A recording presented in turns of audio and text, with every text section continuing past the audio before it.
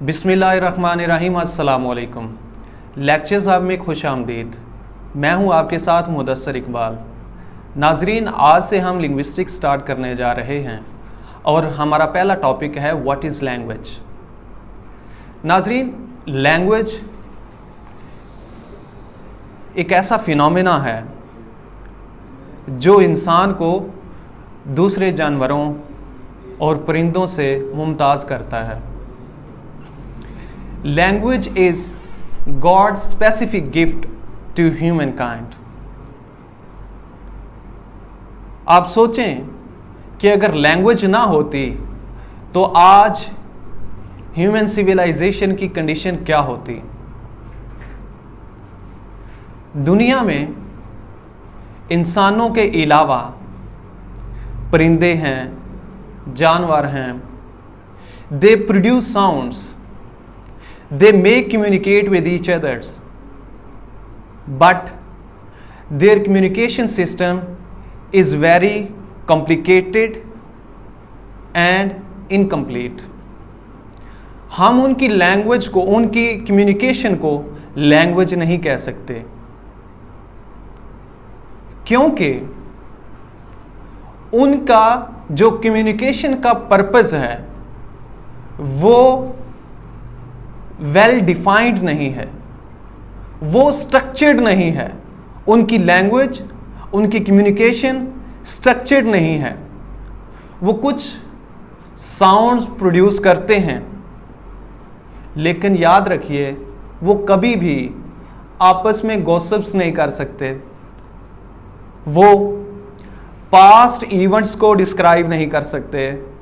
वो फ्यूचर में आने वाले इवेंट्स के बारे में बात नहीं कर सकते। ज़रा सोचें, अगर जानवरों में, परिंदों में ये सलाहियत होती कि वो आपस में गुफ्तगू कर सकते, वो ह्यूमन लैंग्वेज की तरह बिहेव कर सकते, तो आज पूरी दुनिया की सिचुएशन कैसी होती। आपने जॉर्ज ऑरवेल के नॉवेल एनिमल फॉर्म में देखा कि जहाँ पे हमें मेटाफोरिकली डिफरेंट एनिमल्स जो हैं वो आपस में कम्युनिकेट करते हुए नज़र आते हैं, वो आपस में बात करते हुए नज़र आते हैं। उनके अंदर एक किंगडम डेवलप होती है, तो उसके बाद उस फॉर्म की क्या कंडीशन होती है। वहां पे एक रेवोल्यूशन आता है, वहां पे रिवोल्ट आती है। तो इसी तरह फॉर एग्जाम्पल एक परिंदे को आप शूट करते और वो परिंदा जाता और अपने ग्रोह को, अपने साथियों को बताता कि हमारे फलां फ्रेंड को, हमारे फलां पार्टनर को मार दिया गया है, तो चलो आओ बदला लेते हैं। तो इस वर्ल्ड की कंडीशन कैसी होती। जी हां, इससे अंदाजा होता है कि जानवरों की और परिंदों की जो कम्युनिकेशन है वो स्ट्रक्चर्ड नहीं होती, इसलिए हम उसको लैंग्वेज नहीं कह सकते। इसी तरह कुछ साइंस हैं, फॉर एग्जाम्पल ट्रैफिक साइंस हैं, फॉर एग्जाम्पल डांस है, सिंगिंग है। They are also a kind of communication, लेकिन हम इनको लैंग्वेज नहीं कह सकते, बल्कि इनको non instinctive, non linguistic features कहा जाता है। दूसरी तरफ इंसानी लैंग्वेज जो है, आप उसके ऊपर गौर करें कि हम अपनी लैंग्वेज में, इसके ज़रिए हम कम्युनिकेट भी करते हैं, इसके ज़रिए हम सोचते हैं, हमारा थॉट प्रोसेस होता है, हमारे ड्रीम्स जो होते हैं वो इसी लैंग्वेज में होते हैं, हमारी जो कल्चरल चेंज आता है वो लैंग्वेज के ज़रिए आता है। हम एक दूसरे के साथ गुफ्तगू करते हैं, एक दूसरे के साथ हमारे मामलात होते हैं, वो इसी लैंग्वेज के थ्रू करते हैं। हमारी प्रेयर्स जो हैं वो इसमें होती हैं। फीलिंग्स, इमोशंस जो हैं वो हम लैंग्वेज के ज़रिए उनका इजहार करते हैं। तो ये जो लैंग्वेज है, आप सोचें कि this is a specific gift from God to human being. यही हमें पास्ट हिस्ट्री के बारे में बताती है, यही हमें पास्ट सिविलाइजेशंस को बयान करती है इन रिटन फॉर्म, और ऑरली हमारे पास आती हैं। और इसी के जरिए ही जो नॉलेज है वो एक जनरेशन से दूसरी जनरेशन में शिफ्ट होता है। आज से पहले लैंग्वेज के ऊपर इतना काम नहीं हो रहा था, लेकिन इस प्रेजेंट एरा में 21st सेंचुरी में लैंग्वेज जो है वो एक हॉट टॉपिक बन चुका है। इसके ऊपर ना सिर्फ लिंग्विस्ट जो है वो स्टडी कर रहे हैं, बल्कि एंथ्रोपोलॉजिस्ट, सोशियोलॉजिस्ट, साइंटिस्ट, साइकोलॉजिस्ट और लिटरेरी क्रिटिक्स, ये तमाम लोग जो हैं ये लैंग्वेज को स्टडी कर रहे हैं। नाज़रीन, लैंग्वेज एक इतना कॉम्प्लेक्स फिनोमेना है कि इसको हम एक सिंगल डेफिनेशन में बयान नहीं कर सकते। इन अ नटशेल हम ये तो कह सकते हैं कि लैंग्वेज जो है ये एक ऑर्गेनाइज्ड नॉइस है, जिसके ज़रिए हम सोसाइटी में कम्युनिकेट करते हैं, एक दूसरे के साथ मामला तय करते हैं, अपने जज्बात का इजहार करते हैं, अपने मेटाफिजिकल इमोशंस का इजहार करते हैं। लेकिन अगर लैंग्वेज को डिफाइन करना हो कि व्हाट इज लैंग्वेज, तो इसके लिए आपको थाउजेंड्स डेफिनेशंस मिलेंगी, लेकिन उनमें से कोई भी डेफिनेशन कंप्लीट नहीं है। जितनी भी डेफिनेशंस हैं वो लैंग्वेज को डिफाइन करने के बजाय उसके फीचर्स को डिस्क्राइब करने लग जाती हैं। जैसा मैं अभी आपके सामने 3-4 डेफिनेशंस रखता हूं, और उसमें आप देखेंगे कि ये डेफिनेशंस लैंग्वेज को डिफाइन नहीं कर रही होंगी, बल्कि लैंग्वेज को डिस्क्राइब कर रही होंगी। जैसा कि इंसाइक्लोपीडिया ब्रिटानिका वॉल्यूम 13 में लैंग्वेज की डेफिनेशन दी गई है। इसमें कहा गया है कि language is defined as a system of conventional spoken और रिटन सिंबल्स, कि लैंग्वेज जो है is a system of conventional spoken और रिटन सिंबल्स। कन्वेंशनल सिस्टम है एक लैंग्वेज जो है, चाहे वो रिटन फॉर्म में है चाहे वो ऑरल फॉर्म में है। कन्वेंशन से मुराद ट्रेडिशन है, कि जैसे ट्रेडिशनली हमारे पास लैंग्वेज आ रही है हमारे फोर फादर से, और उनके फोर फादर्स जो हैं, जो हमारे फोर फादर्स हैं, उनके फोर फादर से लैंग्वेज उनके पास आई, इसी तरह हमारे पास आ रही है। मतलब इनहेरेंटली हम लैंग्वेज जो है उसको हमारे पास आती जा रही है, और एक सिस्टम के जरिए एक पूरा सिस्टम जो है वो हमारे पास आता जा रहा है।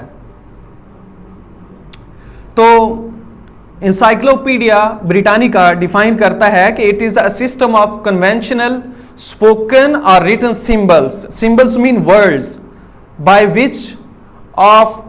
by means of which human beings communicate, कि लैंग्वेज जो है ये कन्वेंशनली, जो ट्रेडिशनली रिटन और स्पोकन फॉर्म में हमारे पास आ रही है, ह्यूमन बीइंग इसके जरिए क्या करता है? कम्युनिकेट करता है। This is the first definition that I have describe before you. इस डेफिनेशन में लैंग्वेज का एक फीचर बयान किया गया है कि language is a system of communication जो हमारे पास ट्रेडिशनली आता है। इसी तरह हम दूसरी डेफिनेशन देखते हैं सैपर की, वो अपनी बुक लैंग्वेज में डिफाइन करता है कि language is a primarily human and non instinctive method of communicating ideas, emotions and desires.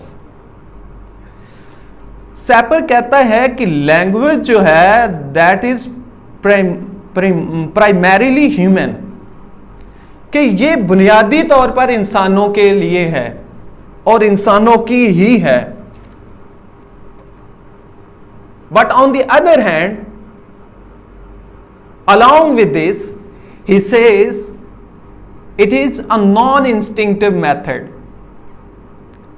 कि लैंग्वेज जो है दैट इज नॉट इंस्टिंक्टिव, ये इनबॉर्न नहीं होती, बल्कि हमें सोशली इसको लर्न करना पड़ता है। फॉर एग्जाम्पल, मैं एक पंजाबी कल्चर में पैदा हुआ, एक पंजाबी घर में पैदा हुआ, and I started speaking Punjabi. अगर मैं किसी और कंट्री में पैदा होता, फॉर एग्जाम्पल इन स्पेन, तो मैं क्या करता? I would start speaking Spanish, क्योंकि मुझे वो इन्वायरमेंट मिलना था। यहां पे हमें पता चलता है कि लैंग्वेज जो है वो इनेट नहीं होती, वो इनबॉर्न नहीं होती, बल्कि that is non instinctive method of communicating ideas, emotions and desires by means of a system of voluntarily produced symbols। ये एक मीन्स ऑफ सिस्टम है सिंबल्स का जो हम वॉलंटरली प्रोड्यूस करते हैं। मतलब वो कहता है कि लैंग्वेज जो है ये हम फ्रीली, विलिंगली इसके जो वर्ड्स हैं, जो सिंबल्स हैं, उनको हम प्रोड्यूस करते हैं, वॉलंटरली इनको प्रोड्यूस करते हैं। हमें फोर्स नहीं किया जाता कि जो हम वर्ड्स अपने मुंह से, जो इमोशंस हमने बयान करने हैं इन कम्युनिकेशन, तो हमें फोर्स किया जाता है कि आप इस वर्ड की बजाय ये वर्ड यूज करेंगे तो आपके इमोशंस ज्यादा जो है ना इफेक्टिवली जाएंगे, इसकी बजाय आप ये करेंगे तो ज्यादा इफेक्टिवली जाएंगे। बल्कि हम वॉलंटरली अपने जो इमोशंस के लिए जो वर्ड्स चूज करते हैं, जो सिंबल्स चूज करते हैं, वो विलिंगली करते हैं, वॉलंटरली करते हैं। तो this is the second characteristics of language. यहां भी हमें लैंग्वेज एक प्रॉपर फॉर्म में डिफाइंड होती हुई नजर नहीं आती। अब हम तीसरी डेफिनेशन की तरफ जाते हैं। Henry Sweet the history of language में कहता है, language may be defined as the expression of thought by means of speech sounds. कि लैंग्वेज जो है it is a means of, ये सोर्स है एक्सप्रेशन ऑफ थॉट्स, थॉट्स को express करने का एक वे है by means of speech sounds. जो हम साउंड्स प्रोड्यूस करते हैं, जो हमारे मुंह से ये वोकल्स एक सिस्टमैटिक वे में निकलते हैं, इनके जरिए हम अपने इमोशंस जो हैं या अपने एक्सप्रेशंस जो हैं उनका इजहार करते हैं। चौथी डेफिनेशन आपको इन तीन डेफिनेशन से मुख्तलिफ नजर आएगी। मैं नॉम चॉम्स्की की डेफिनेशन को यहां पे बयान करूंगा। He is transformational generative linguist. तो वो लैंग्वेज को एक मुख्तलिफ अंदाज में बयान करता है। वो कहता है कि language is the इनेट capacity of native speakers. कि किसी भी लैंग्वेज के जो नेटिव स्पीकर्स होते हैं उनकी इनेट कैपेसिटी होती है to understand and form grammatical sentences. अब पिछली डेफिनेशंस को देखें तो वहां पे हमें पता चलता है कि language is non instinctive method and we produce symbols voluntarily. लेकिन नॉम चॉम्स्की इसको डिफरेंट एंगल में बयान कर रहा है। वो कहता है कि that is innate capacity of native speakers of language, कि किसी भी लैंग्वेज के जो स्पीकर्स होते हैं, नेटिव स्पीकर्स होते हैं, उनकी ये इनबॉर्न कैपेसिटी होती है कि वो अंडरस्टैंड कर सके, फॉर्म कर सके ग्रामेटिकल सेंटेंसेस को, जुमलों को जो हम बोल रहे होते हैं इनको। अब ये डेफिनेशन उन तीनों डेफिनेशन से मुख्तलिफ है। तो नाजरीन, यहां पे कंफ्यूज्ड होने वाली बात नहीं है, बल्कि आप ये माइंड में रखें कि लैंग्वेज जो है वो इतना कॉम्प्लेक्स फिनोमेना है जिसको किसी भी डेफिनेशन से डिफाइंड नहीं किया जा सकता, बल्कि जितनी भी डेफिनेशंस हैं वो इसको डिस्क्राइब करेंगे। इसके बाद, इस लेक्चर के बाद जो अभी मैं आपके सामने बयान कर रहा हूं, इसके बाद जो हमारा लेक्चर होगा वो हमारा होगा नाजरीन करैक्टरिस्टिक्स ऑफ लैंग्वेज के ऊपर। इन दी एंड में यही कहूंगा कि लैंग्वेज जो है that is a system of organised sounds, जिसके जरिए हम सोशली कम्युनिकेट करते हैं, हम सोचते हैं, हम अपने इमोशंस, अपनी फीलिंग्स का इजहार करते हैं, और ये प्राइमरीली ह्यूमन बीइंग है। इंसानों के अलावा किसी भी क्रिएचर के पास ये एबिलिटी नहीं है। नाजरीन, अब तक के लिए इतना ही। अगली वीडियो के साथ हम हाजिर होंगे।